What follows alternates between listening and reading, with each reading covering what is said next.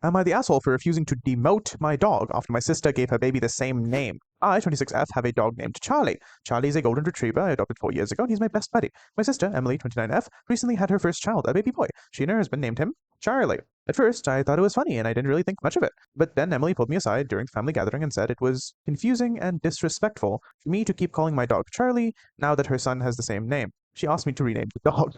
She, she asked me to rename the dog. I told her no.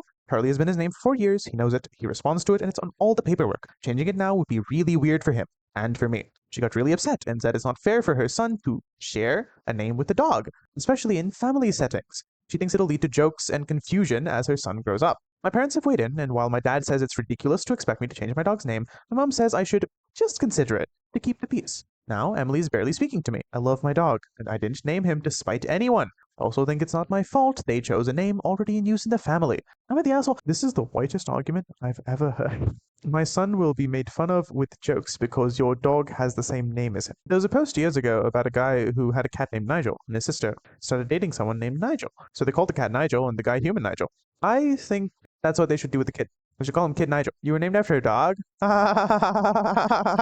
Definitely not the asshole. Only solution. Start calling either the dog or the baby Charwee instead of Charlie. Probably makes more sense for the baby, given that he's probably weeing. Not the asshole. Hey, sissy poo.